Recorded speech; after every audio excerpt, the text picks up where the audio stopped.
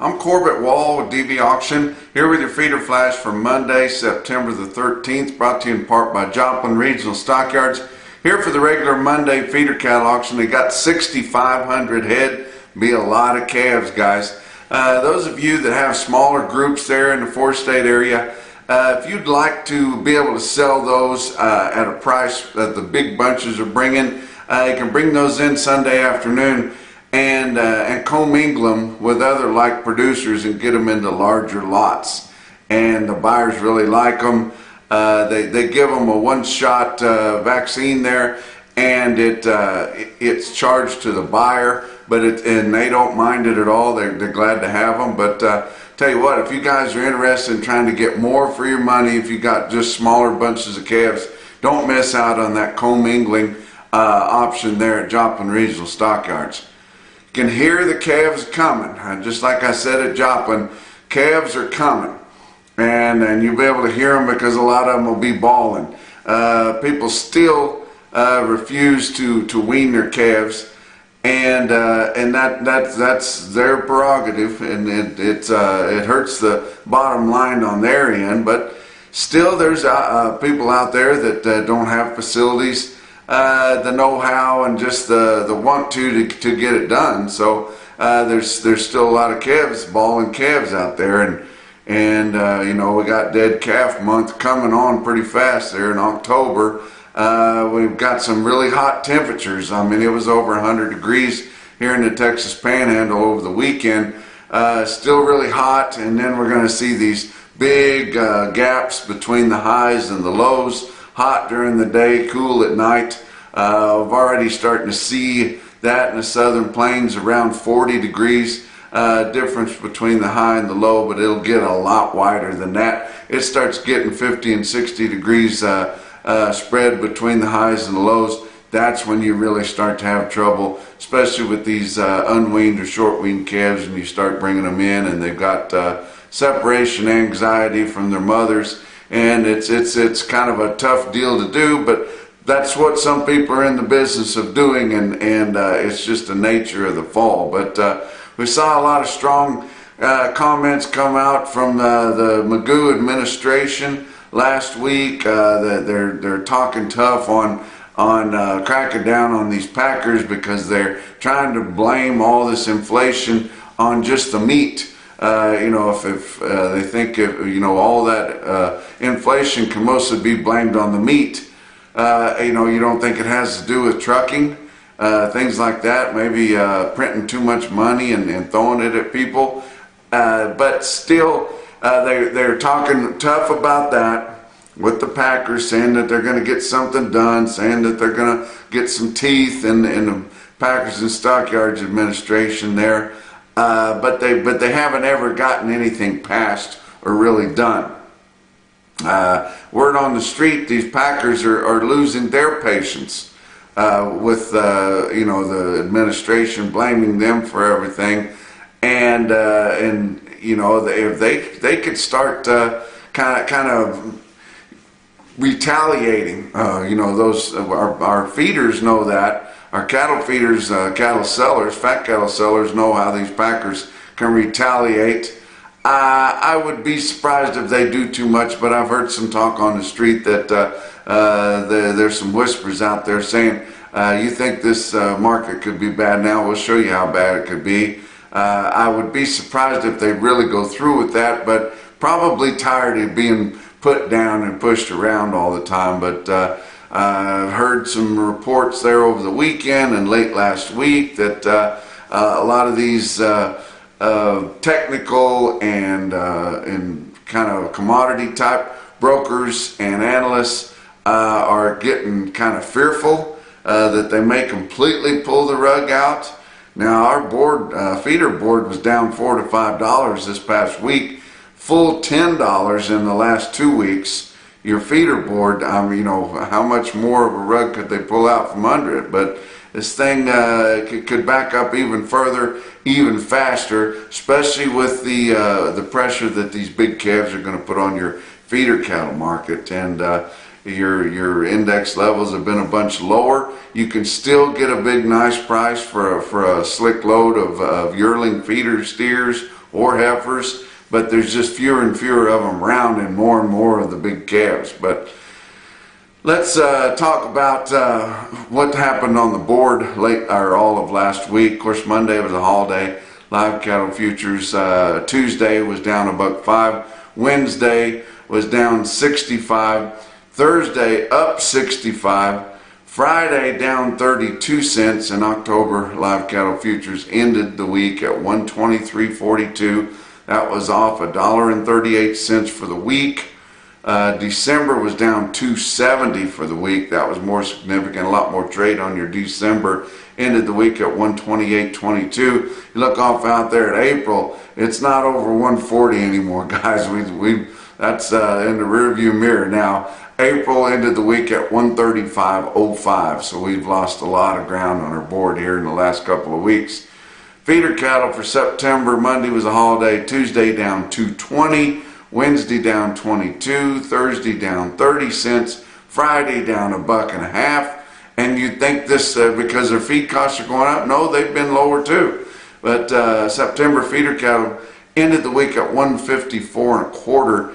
Like I said earlier, down 422 for the week. October ended at 157.72, down 475 for the week. And I hope you guys had those hedges put on back whenever we were talking about it here a couple of weeks ago. But next August, feeder cattle futures are farthest out traded, sitting at 168. So cattle are still going to be higher as we go forth. We've got smaller numbers of cows. We've got smaller calf crop, and that's going to continue. We've got good prices, and we're in some pretty good prices right now. We like to complain a lot, but cattle are still bringing pretty handsome prices. It's just that all the other things are higher too. Fertilizer, fuel, a lot of our feed inputs, maybe corn's up, it's higher than what we've been used to paying, but it's backed off quite a bit. But it just costs more to operate now than what used to. Let's talk about your fat cattle trade. Through Thursday of last week, 55,800 head negotiated sales, and your market was lower. Live sales 122 to 128. That's steady to $1 lower, but your weighted average on live steers was a full $1 lower up through Thursday at 124.73. Dress sale steers and heifers $2 to $3 lower from 194 to 203. Weighted average on dress steers $200.81. That was down about $1 also through Thursday on your weighted averages. Then Friday we had a little bit more trade in the northern plains. Iowa 1,100 head confirmed on Friday, 19,400 head for the week. In Iowa, live sales on Friday at 125, 126. Nebraska just had several loads there, about 600 cattle confirmed on Friday, 22,200 head for the week. Live sales 126, dress sales 203. Kansas and Texas did not have any confirmed sales on Friday. Kansas 10,100 for the week, but they turned in, your packers are turning in a lot of negotiated grid cattle. That's the way they're going to get around these minimum negotiated mandates if we get them passed. And most people do think we'll get something passed here. But negotiated grid turned in Kansas 11,006, about 1,500 head more than negotiated cash. Texas, no sales Friday, 5,800 head for the week, and 6,000 turned in negotiated cash. Not sure what all the negotiation was all about, what the bids, asking prices, and spread on that was, but they turned in a lot of cattle, significantly lower than what your market is as a base, and they're supposed to be negotiated on that. Of course, it's hard telling exactly how those cattle are coming out, but when we look at that net sale price, the new report that's coming out on Tuesday, it's still showing that negotiated cash is very, very competitive, if not better, to sell that way than it is negotiated grid or forward contracting or formula. And if more people would sell negotiated cash, of course you can't force them to do it, then we would have a higher price for everything. That's just the way that goes through leverage, guys. But look at your box beef cutout values. Your weighted average for all of last week's sales on choice cuts, 332.46, down 707, and it was even quite a bit lower than that to end the week on Friday afternoon, 327.22 on choice cuts on Friday. Selects, your weighted average of last week, all of last week's sales, weighted average on that was 297.47. That was off $10.78 from the weighted average the previous week. And again, your late week sales are much lower than that, with Friday afternoon select cuts at 293.37. Your slaughter, 577,000 last week with your Monday holiday there, and that was 4,000 less than the same week prior, a year prior. But we had a 91,000 head Saturday. These guys are saying that they can't, they can't get the workers there. Yeah, that's true. They can't get the workers there, but they got to ask them to come in on Saturday if they want to kill on Saturday. 91,000 head Saturday this week to kind of catch up from the Monday holiday. Why can't we have a 91,000 head week every Saturday? Because a lot of times it's just in the low 40s or high 30s even. But what else is going on? Don't forget about Western Video Market's Haythorn Ranch sale coming up on Tuesday here. It'll be tomorrow. Get on there. That's just outside of Ogallala, Nebraska. Got a lot of really nice lots on there. Most of the yearlings are gone. They do have some, but a lot of really fancy ranch strings of calves. How about let's take a check-in with Elliott Carter Cattle Company. I always talk about the high prices. A lot of you guys have got your wheat sowed in the Southern Plains, and you're thinking about ordering some calves. You know, what can you get some calves for that might make some money? What do you get some calves for that you can still hedge a profit, or get you one of those livestock risk protection policies on? Well, here's the shippings that they had on loads of cattle out of Santo, Texas, there just west of Weatherford, from Elliott Carter late this week. On steers, load weight 315 at 190.75. So it was a slick deal, all blacks and Charolais there. And that doesn't sound too outrageous there. How about a load weight 385 at 170? Lots of options on those peewees, guys. 410 load, and this is delivered price, mostly into Oklahoma and places like that, but you can kind of extrapolate kind of where you live. But these are delivered prices. 410 pound load at 168.25. How about a load weighing 465 at 166.5? These cattle that I'm giving that I don't tell you anything special about, they're good enough. They'll be three-colored cattle. They won't have too much ear and won't be spotted up bad at all. Be good enough to go about anywhere. But then on a plain load here, load weight 570, some steers be pretty plain at 120. How about 655 pound load? There'd be all blacks, all yearlings, and all steers. So there'd be bulls on some of them other deals. But 655 pound load at 149, and a load of yearling steers weight 765 delivered at 139.25. How about the heifers? Several of them.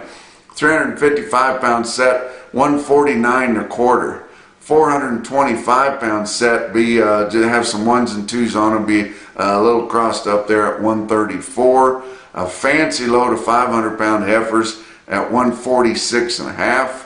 Some plainer heifers, they're pretty plain, 535 pounds at 117.50. Some would be crossed up a little bit, ones and twos, weighed 555 at 129.5.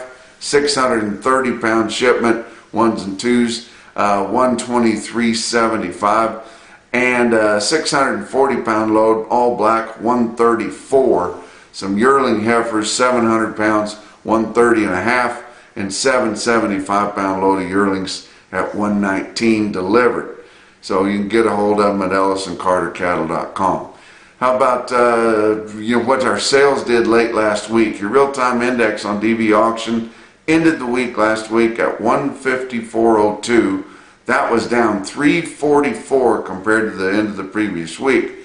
Yet most of your sales we're about steady or near steady on your market trends. That's just because we're doing a lot of cleanup sales on your feeding type cattle. The yearlings that are coming in, they're not as many of them in load lots. They're not near as slick a deals. We're doing some kind of cleanup on those, and we're getting a lot more big calves coming in there. And those big calves, they just will not feed anywhere near what those yearling cattle will feed like. And you know, they might look prettier, but they're still going to walk the pens, and they're not going to grade as well. They're not going to take off and not going to have as much compensatory gain whenever you put them on feed. They just don't feed as well. It's just hurting your index prices on an 800-pound steer, but your trends are about the same still. Now these Monday high volume sales, since they didn't have a sale last week, they're going to be down hard. The trend on them is going to be a lot lower. So just brace yourself for that. I wouldn't be surprised if your Joplin and Oklahoma City are both like $3 to $5 lower. But you know, that's just kind of the way things have happened the last 2 weeks since they've had a sale. How about some quotes from late last week? Fort Scott, Kansas. Look at these loads of cattle they had in Fort Scott, Kansas. A lot of these would be yearling deals, including this one stick-out deal. 58 head, 870-pound steers, bring 154.10 in Fort Scott, Kansas. You know, we talked about our calves coming early. A lot of these peewee calves are coming a month or more early in the northern plains where it's been so dry. St. Onge Livestock, my buddy Justin Tupper up there. Look at these peewees that he sold on Friday. Now these are pretty long strings of little peewee steer calves, and but I tell you what, a pretty good price on this 210 head string of 512-pound little steer calves, bring $195. That's about the best price I've seen on them, weighing over 5. But go out east there, Bluegrass Stockyards, Richmond, Kentucky. Jim Doss there runs that outfit, does a great job on there. You think they don't get big long strings back east? They're learning how to add more value to their cattle out there, and I'm telling you guys, east of the Mississippi, if you can keep the, you know, go to the sales and buy local calves and keep them there. They're easier to straighten up there without all that shipping sickness and stress that goes with. Add value to them there, background them through the winter, and sell yearlings in big bunches, like this big bunch at Bluegrass Stockyards in Richmond. 286 head through the ring, Richmond, Kentucky, Bluegrass Stockyards, weighed 837 at 154.95. You think that's a typo? No. Bluegrass yards, they'll break to nickels, and they'll squeeze every drop out of that market. But the best quote that I saw anywhere late last week, and your Zach Chan top quote for the day, come out of Edina Livestock in Edina, Missouri on Friday. 61 head, 880-pound steers, bring $163. And that's your feeder flash for Monday.